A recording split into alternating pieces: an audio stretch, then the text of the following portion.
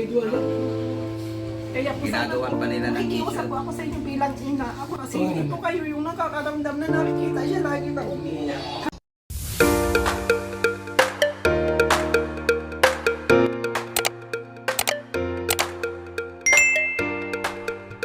Isang mapagpalang araw po sa ating lahat. Magandang araw at gabi po dyan sa mga silent viewers at solid supporters ng EDC. Naggalap shoutout po at kamusta po kayo? So yung mga kalingap ni panibago na naman po tayong pag-uusapan.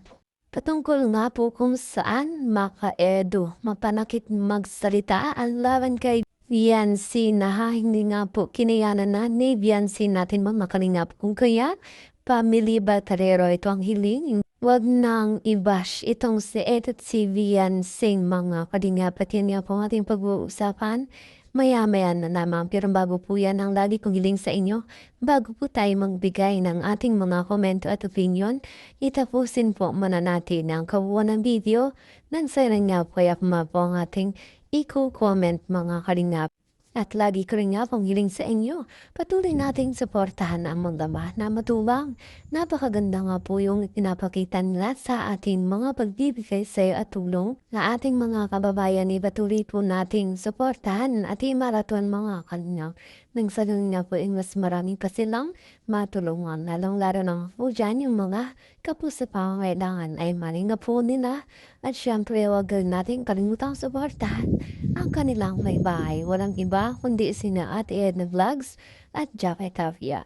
Huwag po sana tayong magsasawang sumuporta mga kalingap. So yan, balik po tayo sa ating pag-uusapan na tatalakayin ngayong araw patungkol kung saan maka-edu mapanakit nga ba magsalita laban kay Viancy. Yun nga po mga kalingap, pamilya ng Batalero ay ito nga po ang hiling dahil Viancy natin na apektuhan na mga kalingap at ang hiling nila ay iwag nang i-bash itong si Viancy at si Edu dahil ang kanilang anak mga kalingap nakikita nilang sobrang naapektuhan na at talagang sinasabing pati ang kanyang mental health mga kalingap ay maapektuhan na mga kalingap. Dahil nga po yan sa mga lumalabas na issue kung kaya mga maka-edu dyan talaga nang sinasabi ng magulang ni Viancy na mapanganakit nga raw kung magsalita itong maka-edu at talagang chinachat pa nga po mga kalingap itong si Viancy kumbaga siguro ay pinagsasabihan ng hindi maganda. Nang dahil nga po sa isyong pinalabas nitong ni Red Singh at ni Dr. Love ay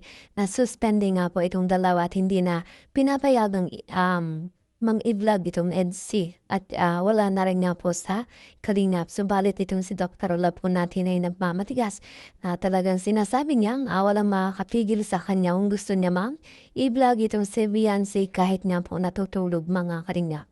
Yun nga po dahil sinasabi niya, pinanindigan niya sa kanyang sarili na siya ang founder ng EDC. Ngayon mga kalingap, wala naman na ang EDC kung kaya kung nararapat na si Dr. Love ay hindi na nga po dapat ibalag itong si Viancy natin. Subalit ito nga po nakikita natin at sa kanyang vlog talagang pinagpipilitan niya at nakikita pa rin natin itong si Viancy. Subalit kung mapapansin natin, Viancy natin mga kalingap umiiwas dito sa vlog ni Dr. Love at talagang halos lahat niya po ay nakatalikod at umiiwas pilit na ayaw maipagita ni Viancy ang kanyang mukha.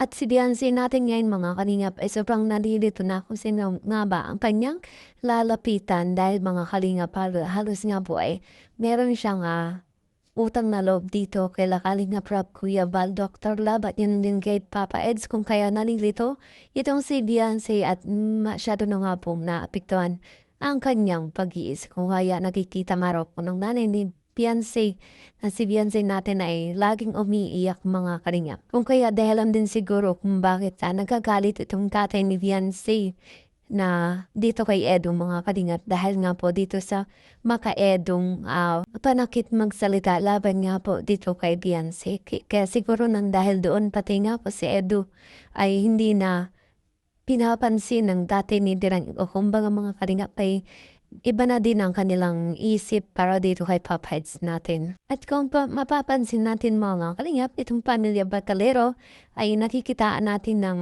pagkakaayos dito kay Dr. Love at kay Redsin. Siguro mga kalingap nakikita nila kay Dr. Love na kinakampihan sila o makabiyan itong si Dr. Love. Siyempre mga kalingap, sabi naman ni Beyonce na hindi siya aalif sa Team Kalingap at magpapablog pa rin siya dito kay Kalingap Rab at Kuya Bal lamang. So balik na yun ay Dr. Love natin ay lumalabag na nga po at siyempre mga kalingap niyan po hindi na talaga mapipigilan pa. At ito nga po, bali-balita din itong bahay nila Beyonce ay kung mawakpak maraw po mga kalingap ay babawiin ni Kuya Bal mga kalingap. Grabe nga po ito at syempre magiging usapin din ito at pagkakagaluan ulit at magkakaroon na naman ng issue katungkol dito mga kalingap dahil ang ilan sinasabing halos hindi nga raw po buong ang kalingap pang paggawa nito at meron din nga po mga sponsor na nagbigay dito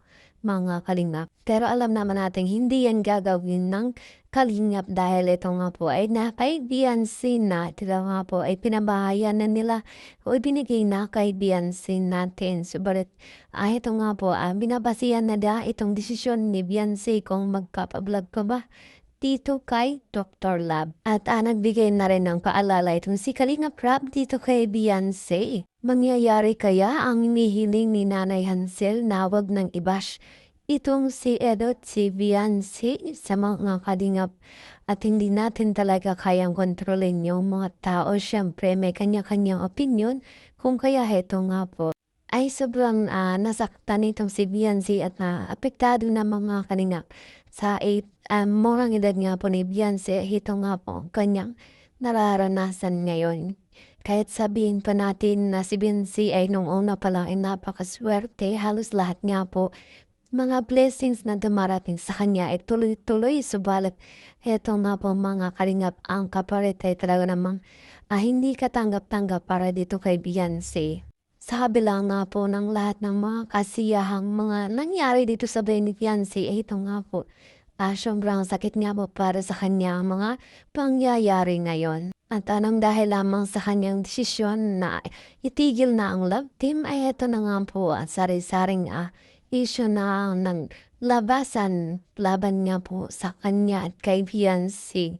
At yan nga po ay talaga hindi na mapigilan pa mga kalingap. At yan nga po ang aking update ngayong araw sa inyo mga kalingap. Tatangkol na po kung saan pamilya Batalero ito ang hiling. Edo Beyonce huwag nang ibash mga kalingap dahil Beyonce natin sobrang apektado na maka-edu ang panakit magsalita laban nga raw kay Beyonce nating mga kalingap. At yan nga po, maraming salamat po sa inyong porta mga kalingap.